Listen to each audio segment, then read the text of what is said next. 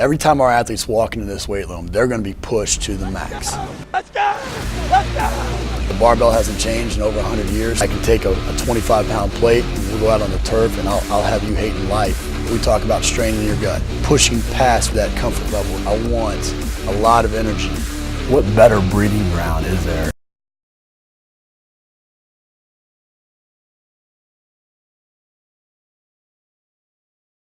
Hey guys, welcome back to Iron Game Chalk Talk. I'm your host, Ron McKeefery, and this is episode number 294. I want to thank you guys for joining in each week. We truly appreciate those of you that like, share, comment. Just helps us continue to highlight the great people that we have in our profession. Also appreciate those of you that leave a rating and a review on iTunes, as that just helps me help as many coaches as I possibly can. So if you wouldn't mind, if you haven't done so yet, jump over to iTunes and leave a rating and review. Also want to thank our sponsor for this year, for 2019, Train Heroic. Just phenomenal group of guys. I just had dinner with them at the NSCA conference. Ben Crookston and Josh and Adam and the whole crew, and just great people, And like I say all the time, I only partner with companies that I believe in, both the product and the people, and they knock it out of the park.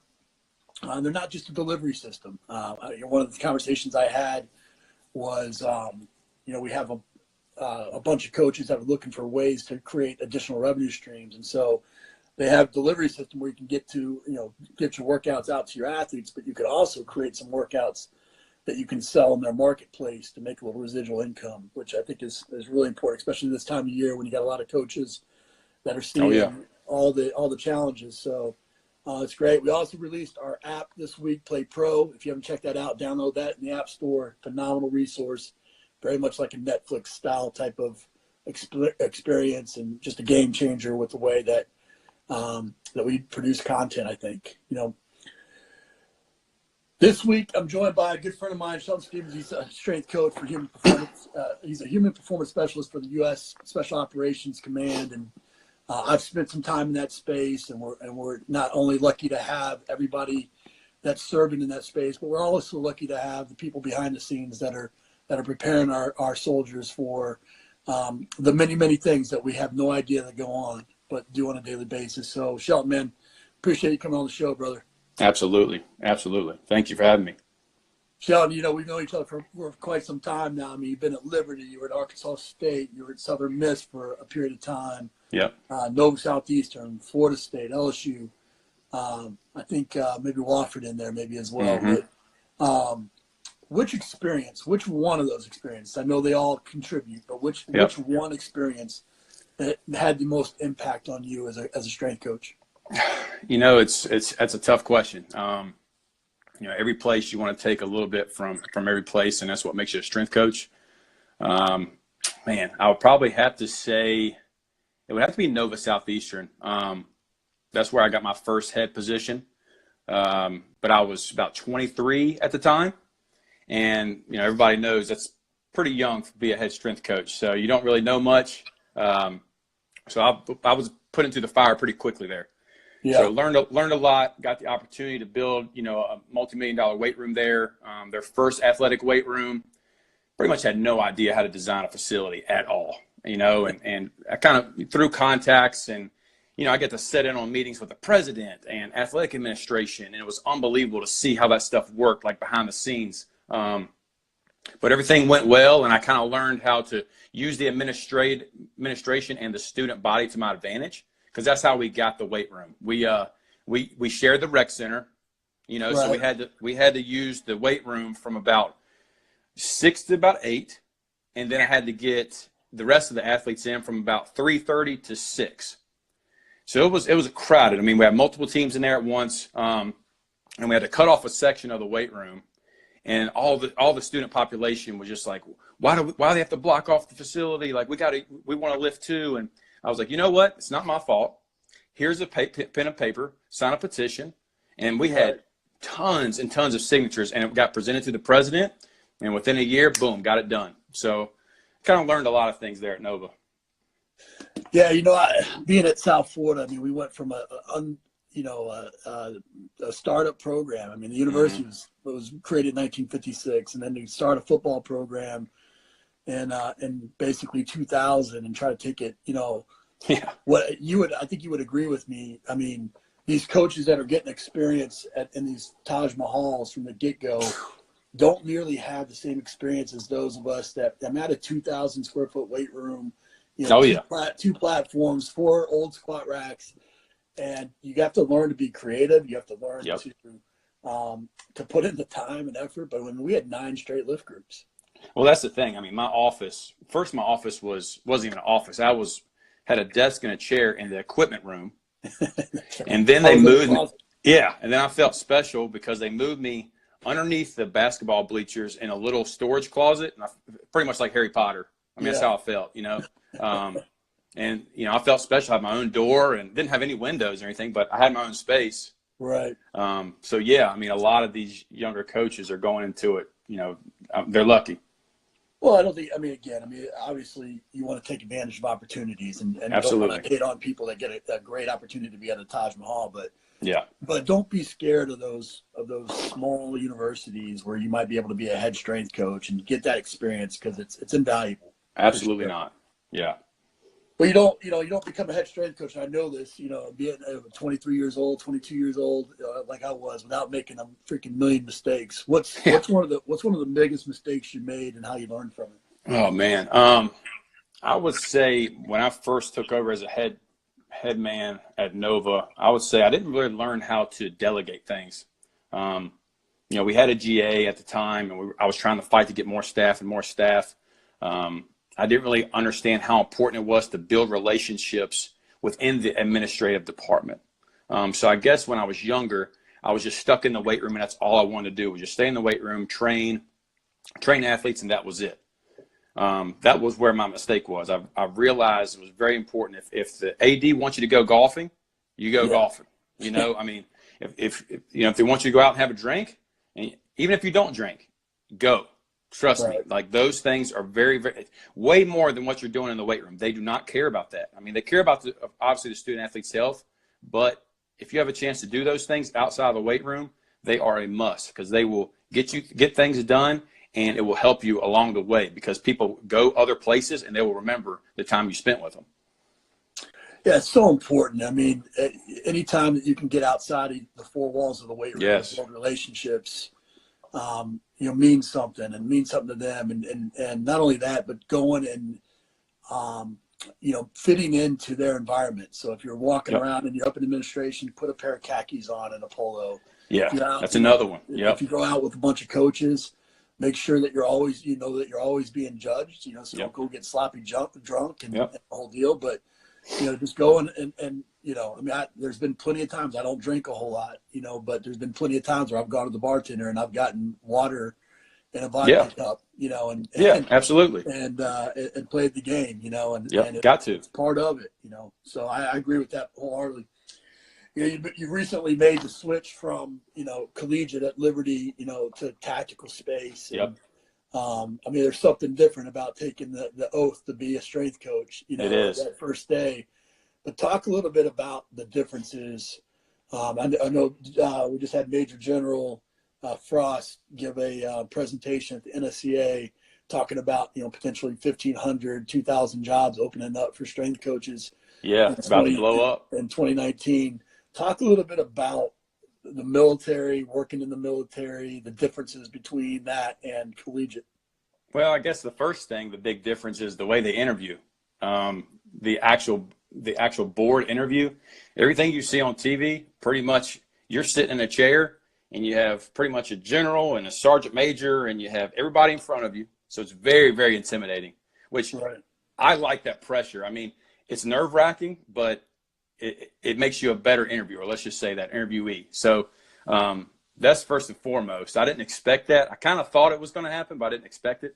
But from a job perspective, I would say, man, these guys, I mean, they go 110 miles an hour. I would say the number one thing is load management. That's big for us, and getting these guys to understand less is more. Sure. We are pulling these guys back more than actually giving them what they want because they don't understand that stuff because they're so used to just keep digging the hole and digging the hole. And we're constantly trying to get them out and understand the recovery methods. And another big thing is individualized programming. It's completely optional for these guys. They don't have to be on your program. So every program is different. I have about 50 different programs going on at once, and they're all different. We'll have the meat and potatoes in there, but if they want a little bit of CrossFit or they want a little bit of this and a little bit of that on their program, you got to throw it in there, because again, the key is to get them to buy in, and they have to stay bought in, because they can leave whenever they want to. Another awesome thing about this job is they view the strength coach as a professional. They view the strength coach as a professional. So nobody's telling you, you don't have a sports coach in your ear and all those things, which again, that's part of it. We've all dealt with it. But they view the strength conditioning coach, the physical therapist, the doctors, they take us very seriously, and they tend to really, really listen, and they're locked in. So it's pretty cool. It's pretty cool to see and be a part of. Yeah, I mean, there's so many cool things about it, and like I said, you honestly do feel like you're doing your part a little bit to, for the country, which is probably the most important part. There's always good with bad. I mean, there's definitely challenges in the military as well. Yes. Especially big Army, it's slow moving, and it takes a while to get things through, and those types of things. But the good far outweighs the bad, that's for sure. And these jobs are going to be a huge opportunity. I've got to tell my story, because you'll get a kick out of it. Yeah. Special Forces. So the second day maybe I was there. One of the guys came up and was like, we had an SF group in, and one of the guys came up and asked me what to do, and so I told him to go over and do pull-ups to failure, and so, I mean, I move off to the next guy, and I'm talking to the next guy and putting out fires, and all of a sudden I just hear this guy screaming. I mean, it's like, it's like a minute later. Yeah. And he's screaming at the top of his lungs, trying to bust out another rep, and it ends up blacking out, drops, busts his chin open. A couple of guys, I'm panicking. I run over there.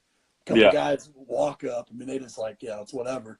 Walk up, look at the guy, scream out medic, and then they go right back to work. And the medic comes in and stitches the guy up. And he goes back and he grabs he tries to grab the pull-up bar. And I'm like, tries again. You're done. You're done. And, I think, what I had to learn was that, how you frame things, was important. You can't tell those guys to go to failure because they don't know what that is. Yep.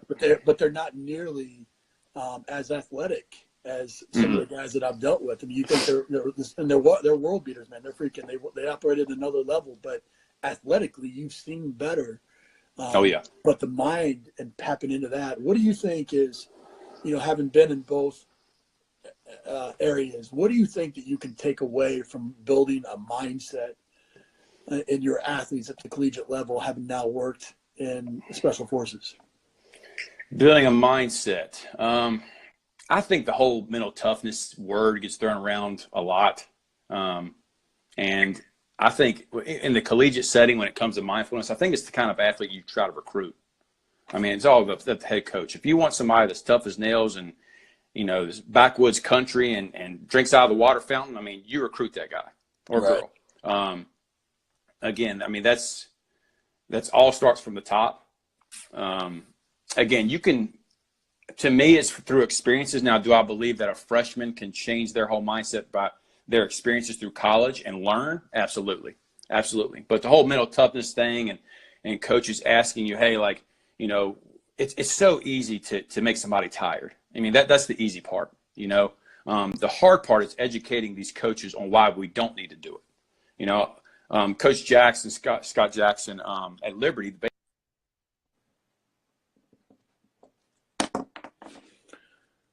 I lost him here.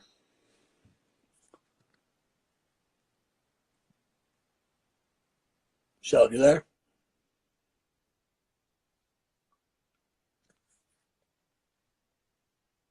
Let's try this again.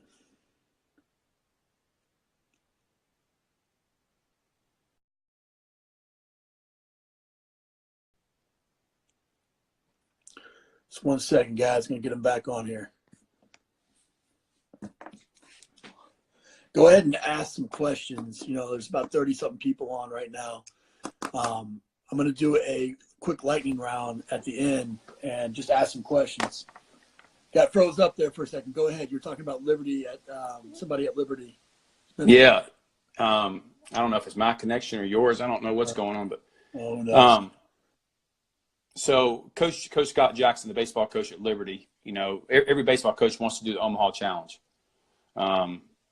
Again, it's the strength coach's job to educate the coach on why they don't need to do that. Why, you know, we need to spend 2 or 3 weeks on training instead of just digging them in a hole and putting them in a hole, if that makes sense.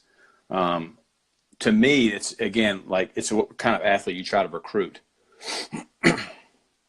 Yeah, I think, you know, I'll tell you one thing. Having walked in those shoes for a little bit, that was the number one thing that I walked away, is that there's so much, our talent identification process at the college level could be so much better. I mean, they don't waste time. I mean, you talk intelligence, you talk IQ, you talk personality, the interview process. It's so much more important than we give it credit, instead of just going and looking how many stars they got. And I mean, sometimes I've had athletes where I'm like, there's no way this guy, our coach has even had a conversation with this guy. I can tell in one conversation that they don't and that was the mental makeup. And that was one of the things that we talked about the other day at work is, you know, we have these IQ test scores, and we have these scores when they come in from their boards and their testing. But our best shooter out of all of our guys pretty much had the lowest IQ. So there's no really comparison there, you know. So you got to take it with a grain of salt. You really don't get to know the guy until they come in.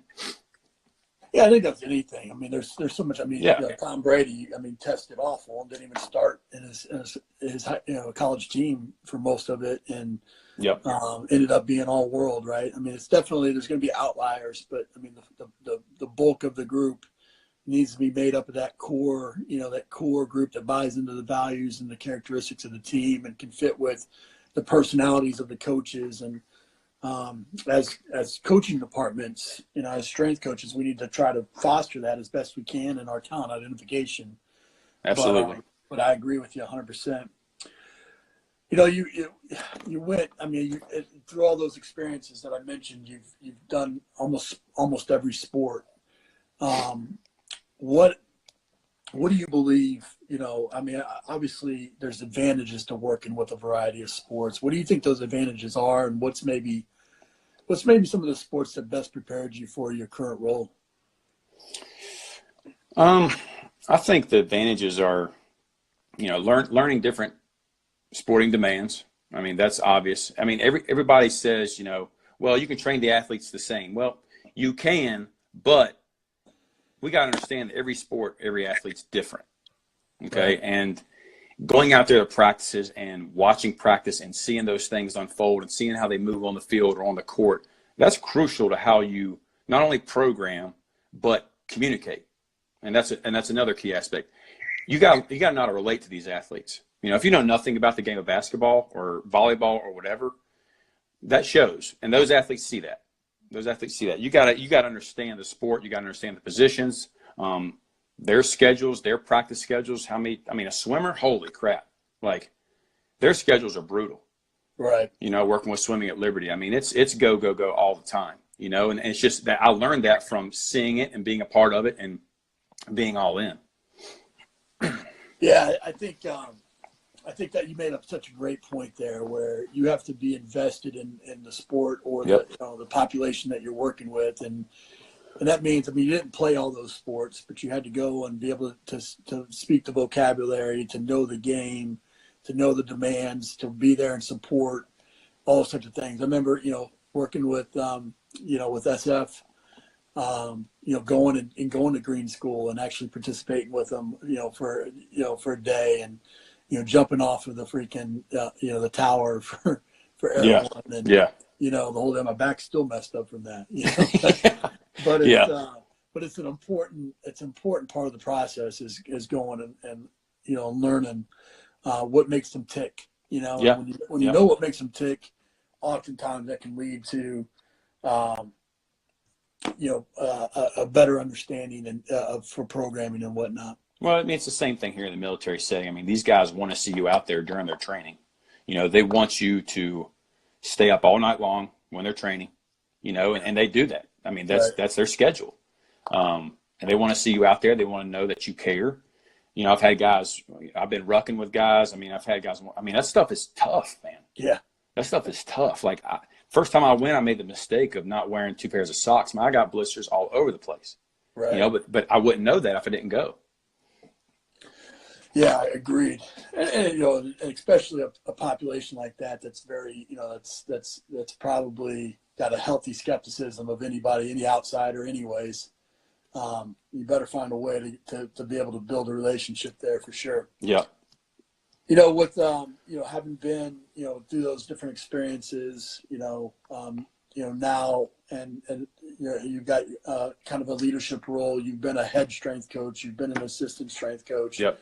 What are the coaches that are watching? What do they need to know about, what makes a good assistant? What makes a good head strength coach? And before you answer that, I mean, some of you guys are asking about your questions. We'll hit those at the end in a lightning round. But go ahead, Shelton.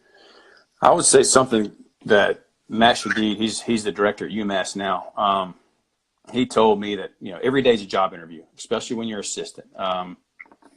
Again, you want to make your boss's job easy. You want to keep that paperwork off their desk. You want to pretty much think ahead and not let the director think. I mean, before they even get to you and ask you to clean the towels, fold the towels, make sure the clips are on a certain setting in the weight room. That stuff should already be done. And at the end of the day, they have nothing to worry about. So pretty much, I mean, imagine, another person told me before, imagine there's a camera in the weight room and it instantly takes a snapshot.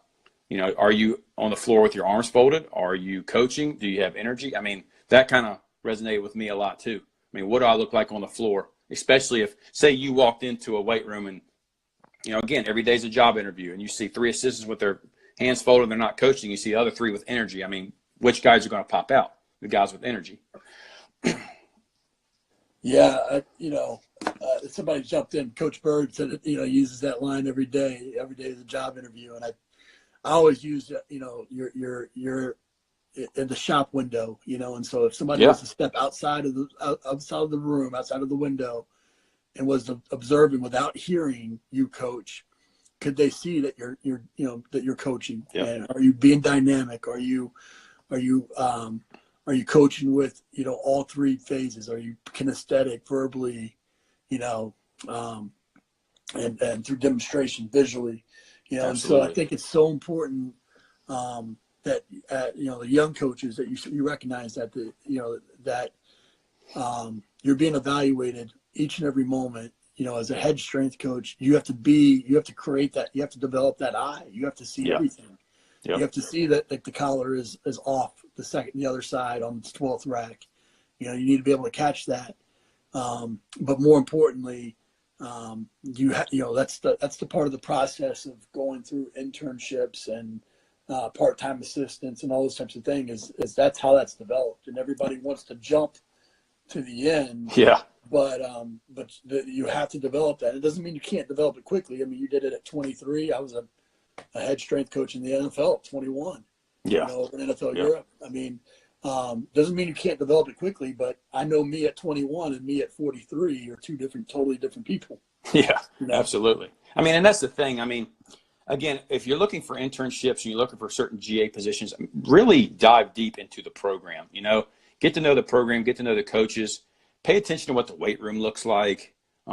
If those fine little details, I mean, I didn't learn that until my internship at LSU with Coach Moffitt. I mean, logos up, everybody on the staff cleans, very detail oriented, that process. And that's where, it carried over, it continued to carry over, as long as I've been in the profession. And it's, again, I know that everybody says attention to detail. Do you really do it? Like, it's just the little things like pull-ups, everybody at a dead hang. Are you really coaching them to go to a dead hang? Or are you allowing it to happen? I mean, that's the difference between good coaches and great coaches. Are you allowing it to happen in the weight room? Well, that's ultimately the definition of strength, right? I mean, Jeff Nichols jumped on. He said truth. I mean, God bless you both.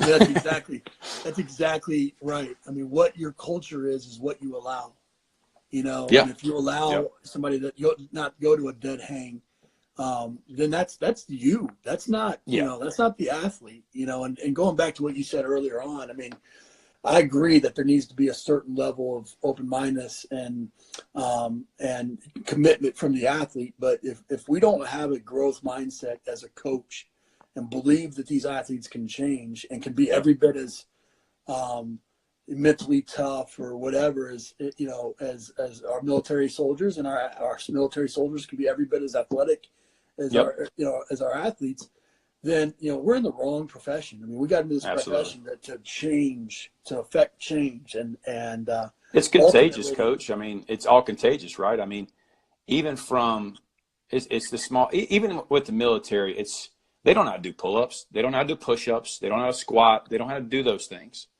It's teaching them how to properly do it, and even when it comes down to cleaning the weight room, putting the stuff up. I mean, again, you might not affect everybody, but if they see you clean up their room. And I say it's their room because it is theirs. Slowly that stuff is contagious, and they'll start picking up on things. The guy beside you on the rack that you're coaching up, he's going to see like, okay, all coaches out here, I better clean up these bumpers. I mean, that stuff, it just happens over time. It's a culture thing. Well, that says more about you than it does about anything. Is if you're detail oriented and you make sure that the room is the way it should be, then your athletes see that, your administration sees that, they're more willing to give you resources because they know you're going to take care of it. Absolutely. It speaks volumes, and more importantly, it teaches your athletes the right way of going about attacking this world. And having pride in what you do. So I couldn't agree with you more. I want to get to some of these questions. Lightning round, just quick answers for these as you go. JRAT51 asked, how much of an emphasis should resistance training play on pre-selection? Well, I mean, resistance training, you should never stop resistance training. I mean, you just got to be smart on, again, load management. So, and what your emphasis is. I mean, if you're out there rucking miles on miles and running miles on miles, don't expect yourself to keep weight on. I mean, again, you got to understand what's your goal. Like, if you're trying to gain weight, you should be on a strict hypertrophy program. You should be eating like, if you weigh 215, you want to weigh 250, you got to eat like a 250. That's exactly right. So I mean, if you're whatever your expectations are, but if you're training for that specific task or that selection, you just got to be smart about your recovery. Just because the tests say you're rucking the 40-mile, if it's a 40-mile ruck test, doesn't mean you have to train 40 miles. Build up to it. Be smart about your progressions. Casey Callison asked, what type of monitoring methods are you using, and what are some of the KPIs that you use both in the short term and the long term? I think short term, I would say nothing beats communication. Just going out there, communicating, hey, how do you feel today? Are you sore? Are you tired? Did you sleep? Nothing beats that. Now, when it comes down to the tech stuff, we use fatigue science for sleep, Mega Wave for HRV, right eye tracking for concussions, force plates on a daily basis, force plates jumps, just kind of see what kind of power output they're given for that day. Sometimes we'll do the grip testing, just kind of see with upper body, where they're at. It could be an elbow. Again, a lot of climbing, a lot of stuff's going on out there, so that could affect their day. That's how we kind of alter the program and what's going on. So, but yeah, nothing beats communication and know what's going on and talking face to face. Absolutely. Amen. ESXCO asked, does relative strength predict running speed? Basically, do you believe like deadlift max translates to a faster 40? No, I don't believe that. Now, I do believe, strength does play something into it, but talk to your mom and dad. I mean, that's when it comes to genetics and how fast you are. I mean, I think you can get somebody a little bit faster, but I can't take a 4.8 and take it to a 4.2. That's pretty much, that's impossible. So it's, you could teach them technique and breathing and posture and those things. I mean, that might sharpen the sword a little bit more. But yeah, when it comes to big changes like that, not too much. Yeah. I mean, obviously if you're deficient, then it's going to play a big role, right? Absolutely. But if you got that bucket topped off, like most people do sometimes, then it's going to be fine. A lot of questions. I mean, I know, there's a bunch of people that have asked specifically about these military jobs. Yeah. And the process of going about getting one of these military jobs. I mean, USAJobs.gov, but I mean, these jobs that are popping up both in special forces and big military, what's your recommendation? How do you go about doing it? Well, I mean, I was lucky.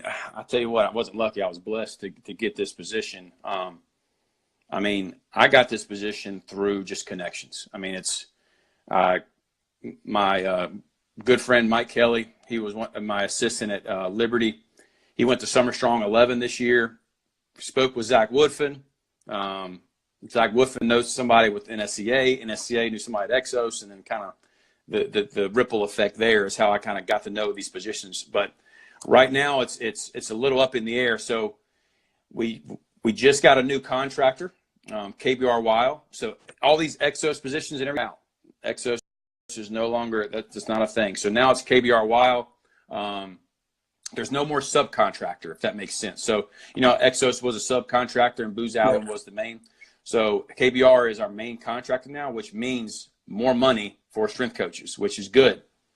That's good. But yeah, there's a ton of positions about to open up. They're starting to realize how important this initiative is. They're all over the country. I mean, it's just, again, just talking to the right people. NSCA is pretty much involved a lot now in the tactical setting, which is great to see. You know, Nate Palin and those guys are good guys to contact and talk to. But it's just getting your name out there, asking questions. It's hard. I mean, you have to be patient. I mean, security checks and secret clearance, and again, you can't just apply for a job and you're going to get it. I mean, it's going to take a while for that stuff to go through. That's exactly right. Yep. I would add to it. I mean, you got to start. Networking is always going to be the best. I mean, Coach Burr just jumped in and said, when I trained SEALs, I knew SEALs, so that helped build a network. I mean, there you go. Yep. I think knowing people in and getting a chance to, I mean, there's several strength coaches that are in the military community at this point, so making sure that you reach out to them.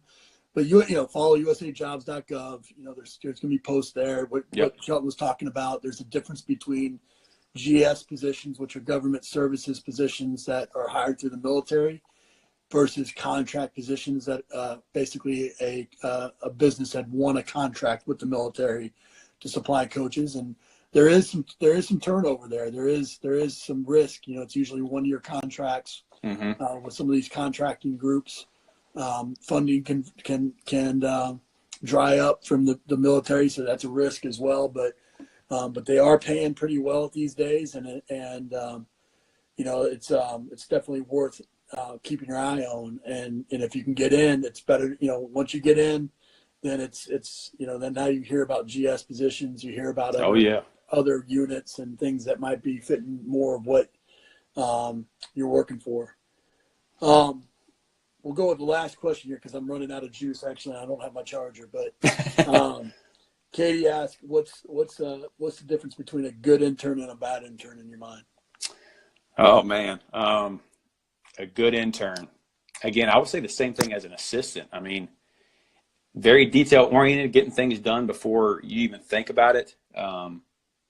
You know, I was blessed to have assistants at Liberty that I would delegate things to, and again, it's having that niche. You know, I mean, you know, we had one intern that you know, would clean things constantly, just go out on the floor and change dumbbells and clips and do those things. And we have another that kind of, you know, would stand there. Katie Guillory is her name. She was more of like organizer. She'd stand out on the floor and rub her chin and be like, yeah, I don't think that needs to go there. I think that needs to go there, you know. And right. That's the benefit of having females on staff, because I'm not good. I'm not good at that stuff. But so having them to organize things, it's great. But just having that niche, I mean, bringing something to the table. As much as I'm a big believer in, if you're done with what you need to get done during the day, you need to leave the office. But the best time to stay and talk and build relationships is after hours. Yeah.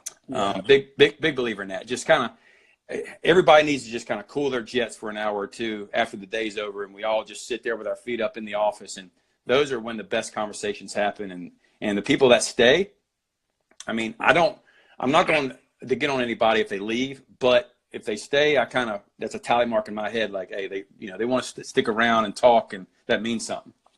Yeah, I think being the first one in and the last one out, that's going to go a long way. But Yeah. My mark was always, am I going to remember you when you're gone? I mean, did Yeah. you do something to add value to our group? You know, and so I always give the story of Paul Cipriano, who this was back, you know, when vibration was just coming out, and you know we couldn't afford, you know, the fancy the power plates and things like that, but he went out, bought a car buffer on his own, came in the next day, and it was buffing guys, you know. And then I went out the next day and bought 5 car buffers, and from that moment on, every time we pulled one of those out, I remembered him for that. And that was something that find a way to leave your mark on the program, I think, is important. But absolutely. We want to end the show, you know, with you know, just a couple of resources here, and so just you know, quickly here, give us the best piece of coaching advice you ever received.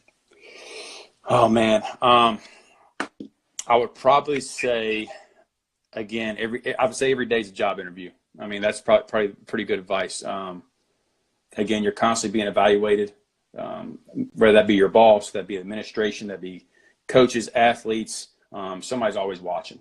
And again, you know, Coach Shadid, Matt Shadid, he always used to tell me, like, you know, you got to be consistently consistent. And that was something that, you know, I had to wrap my head around. He called me into the office one day. He's like, you're a good coach, but when you're consistently consistent, you're a great coach. You know, and that kind of stuck to me, like, okay, like I need to bring it every single day, no matter what. How I feel doesn't matter. It's not about you. Okay, it's about the athletes. Right. Give us a book, app, and website recommendation. Book. I would say from a strength conditioning standpoint, I would say probably Strength Conditioning for Team Sports. Paul Gamble. It's a great book. I like when smart guys keep it simple in the book. I mean, it makes great books. From, let's see, outside of strength conditioning, I would say how to build and sustain a strength conditioning culture, or a championship culture. I'm sorry, by Jeff Jansen. A great book. He talks a lot about culture, core values, things of that nature that I took a lot from. I mean, there's notes all over that thing. App, I would say easy. I'd say that a camera. I mean, you know, a picture says 1,000 words. You can show athletes things. You can show your coaches things. And, of course, the podcast app. I mean, podcasts out there. I mean, I love listening to podcasts, especially on the drive to work. It's crucial to me, just kind of, you know, learn as you go. You know, your podcast, Brute Strength Podcast, I think outside of strength conditioning, Order of Man is a great one. It's a great one. But, yeah, those 3 for sure. No, that's awesome, man. Well, you know, like I said, we've known each other for a while, and I just appreciate the way that you go about your business and the way that you, you know, pour into the people that you work with. You know, I remember, you know, how much you put effort into strengthening the staff at Liberty and other places that you've been, and, you know, a reflection of a good leader is somebody that's willing to put their you know, their staff members first, and you've always done that. So really appreciate you coming on the show and sharing with everybody. No, I appreciate you, Coach. Thanks for having me. And everybody watching, we appreciate you guys as well. If you like this, you know, make sure you share it. You know, I'm sure Shelton will probably maybe go back in and answer some of these questions that we didn't get to. But if you guys are liking the live stream, let me know that. Like I said, if you can leave a rating review, that helps as well. And also make sure you download the Play Pro app and check that out, because I think it's a fantastic resource. But appreciate everybody for jumping on. Shelton, thanks so much, man. You're a stud, and really enjoyed it, buddy. No, I appreciate it, Coach, and all your followers. I mean, again, I'm pretty good at answering emails and questions. Reach out. I'm a big believer in not big time in anybody. So reach out to me, and I'll answer all your questions. Awesome. Thanks, guys. See you later. All right, Coach. That's it for this episode of Iron Game Chalk Talk. Thanks to this week's guest as well as our sponsors for bringing this episode to you for free. Make sure to check out ronmckeefery.com, where you can join our mailing list, find the show notes, including all the links and resources mentioned, and information about Coach McKeefery's other products. While you are there, please join Coach McKeefery in the comments section thanking our guest for sharing.